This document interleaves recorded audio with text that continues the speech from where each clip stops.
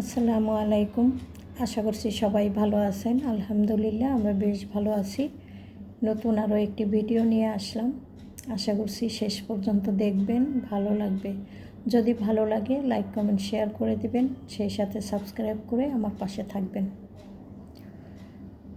সকালবেলা নাস্তা তৈরি করতে চলে এসেছি। তার আগে টুকটাক কিছু কাজকর্ম করে নিয়েছি। অফ ক্যামেরাতে অনেক কাজ করতে হয় আসলে বাসার, তা না হলে বাসার কাজ আসলে শেষ করা সম্ভব না। তো যাই হোক, এখানে সকালবেলা নাস্তার জন্য রুটি তৈরি করে নিয়েছি, আর সেই সাথে হলো ডিম ভাজা। অফ ক্যামেরাতে ভাজির আমি রান্না করে ফেলেছি। তো এই ছিল আমাদের আর কি আজকের নাস্তা, রুটি, আলু আর শিম দিয়ে ভাজি, সেই সাথে ডিম ভাজা। আর ডিম ভাজা দিয়েই তো আসলে 2-3টা রুটি খাওয়া হয়ে যায়। তো তারপরেও কিন্তু একেবারে ডিম দিয়ে কিন্তু নাস্তাটা করা হয় না। তো যাই হোক, এখানে আমি নাস্তা ডাইনিংয়ে দিয়ে দিলাম। এখন যার যেমন খুশি ইচ্ছা মতো নিয়ে খাক। আর আমি হলো অন্য কাজে চলে যাব। অন্য কাজ বলতে রান্না বসিয়ে দিয়েছি, ওদিকে কিন্তু ডাইনিংয়ে সবাই নাস্তা করছে। আর আমি যেহেতু অন্য কাজে এই মুহূর্তে যেতে পারছি না, ভাবলাম রান্নাটাই শেষ করি সবার আগে। এদিকে শীতের সময় কিন্তু দুপুরবেলাতে একটু গ্যাস কমেও যায়, সে কারণে ভাবলাম যে বসে না থেকে রান্নাটা শুরু করে দিই, তাহলে অন্তত একটা কাজ এগিয়ে থাকবে। যাই হোক, এখানে কিন্তু আমি প্রথমে ডিম আর ডাল বসিয়ে দিয়েছিলাম। তো ডিমটা যেহেতু সিদ্ধ হয়ে গেছে, তারপরে আমি ভাত বসিয়ে দিলাম আর ডাল এই চুলাতে নিয়ে আসলাম। ডাল আসলে ভীষণ ভালোভাবে এইভাবে ঘুটনি দিয়ে ঘুটে স্মুথ করে তারপরে রান্না করলেই কিন্তু ভালো লাগে আমাদের কাছে। অনেক সময় দেখা যায় অনেকেরই বা আমাদেরও মাঝে মধ্যে একটু আস্তে আস্তে ডাল থেকে যায়, সেই সময় কিন্তু ডালটা খেতে অত বেশি ভালো লাগে না। তাই ভালো করে ডালটা ঘুটে তারপরে হলো আর একটু জাল করে নেব, তারপরেই বাগার দিয়ে দেব।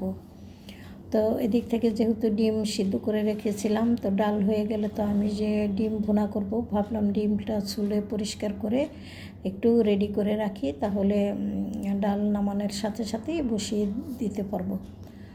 তো ডিম ছুলতে গিয়ে দেখি প্রথম ডিমটা ছুলার জন্য একটু সময় নিয়েছিল, কিন্তু আর ডিমগুলো একেবারে চটজলদি ছোলা হয়ে গেছে, খুব সুন্দরভাবে সিদ্ধ হয়েছিল। তো একটুখানি ধনিয়া পাতা দিয়ে দিলাম আর কয়েক টুকরা পাকা টমেটো দিয়ে দিলাম।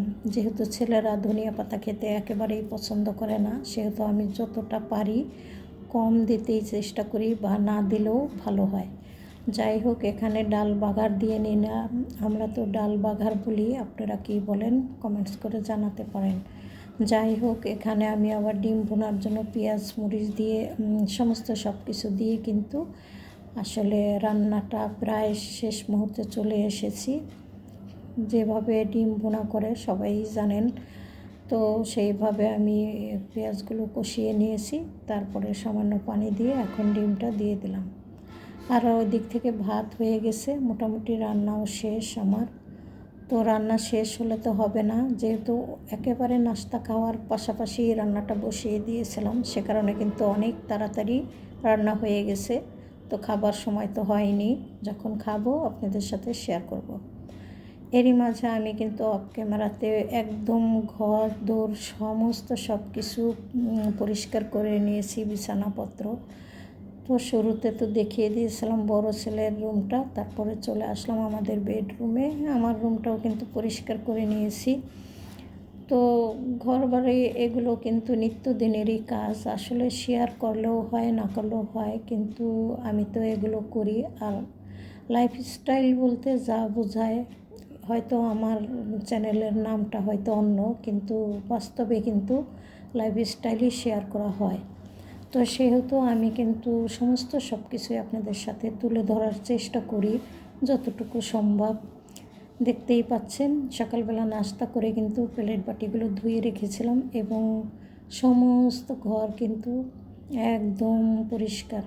তো আমার মনে হচ্ছিল যে যদি আরেকটু আস্তে ধীরে আপনাদের সাথে শেয়ার করতাম তাহলে হয়তো ভালো হতো। আপনারা হয়তো এত তাড়াতাড়ি করছিলাম, হয়তো আপনারা বুঝতেই পারছিলেন না। এটা আমার একটু ভুল হয়ে গেছে। আসলে সবাই ব্যাপারটা ক্ষমা সুন্দর দৃষ্টিতে দেখবেন। আর এখানে কিন্তু একটা শু ক্যাবিনেট আছে। এটা আসলে যেহেতু ডাইনিং রুমে আমার সোফা আছে, সে কারণে কিন্তু অনেকটা জায়গা নষ্ট হয়ে গেছে। তো সেই হিসাব আমি কিন্তু শু বক্সটা বারান্দাতে রেখেছি। আর বারান্দা দিয়ে তো আপনাদের সাথে শেয়ার করলাম, অনেক গাছপালা আছে। এই দৃশ্য দেখতে আমার তো ভালোই লাগে। আর এখনও পর্যন্ত কিন্তু গোসল করা হয়নি। অনেকগুলো কাপড় ভিজানো দেখলেন, এইগুলো ধুবো, তারপরে গোসল করে নামাজ পড়ে আমরা সবাই একসাথে বসে খাওয়া দাওয়া করে নেব। আর এই তো এখানে দেখতে পাচ্ছেন অনেক সুন্দর দৃশ্য। এই দৃশ্য বারান্দায় আসলে তো না দেখে একেবারেই পারা যায় না। আর সবাই এখন বাসায় চলে এসেছে, আমিও কিন্তু রেডি। খাবার দাবার এখন ডাইনিংয়ে দিয়ে দেব। তো গোসল করেছি, নামাজ পড়েছি, তারপরেই কিন্তু খাবার খেতে সবাই এসেছে। তো ভাবলাম সবাইকে এখন দিয়ে দিই। আর আমিও খাবার খাওয়ার পরে প্লেট বাটিগুলো ধুয়ে রাখলে আজকে মোটামুটি বিকেল পর্যন্ত ফ্রি হয়ে যাই।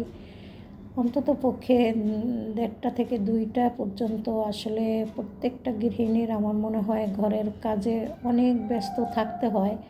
তো কিছু করার নেই, একদম ভালোবেসে কাজগুলো করে নিতে হয়।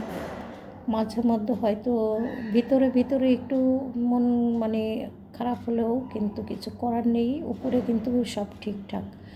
যাই হোক, এই যে দেখতেই পাচ্ছেন বিকেলে কিন্তু আমি আবার কিচেনে চলে এসেছি। তো দুপুরে খাওয়া দাওয়ার পরে যে প্লেট বাটিগুলো সমস্ত সব কিছু ধুয়ে রেখেছিলাম, সেগুলো একটু এখন পরিষ্কার করে নিতে হবে এই জায়গাটা। কারণ বিকেলে একটু নাস্তা পানি খেতে হলে যেহেতু কাউন্টার টপ একেবারে কম, তো এই জায়গাটা আমার দরকার। তো সেই হিসাবে এই প্লেট বাটিগুলো সুন্দর করে একটু সরিয়ে রাখলাম। আর কিচেনে কিন্তু 2-3টা সেলফ আমার রাখা, আসলে এই জন্য আমার আর একটু সমস্যা। যদি আর একটু কম সেলফ থাকতো তাহলেই আমার মনে হয় ভালো হতো। তো দেখা যাক কী করা যায়, কতটা পারি সরিয়ে রাখতে বা রান্নাঘরে রাখতে। এইখানে দেখতে পাচ্ছেন আমি কিন্তু রং চা তৈরি করে নিচ্ছি। আদা এবং যত মশলা আছে মশলাপাতি দিয়ে তারপরে হলো রং চাটা তৈরি করে নিলাম। তো অফ ক্যামেরাতেই কিন্তু আমি চা বসিয়ে দিয়েছিলাম, এখন সেঁকে নিলাম। ছেলেদেরকে এখন নাস্তা দেব আর আমি ওর সাথে খেয়ে নেব।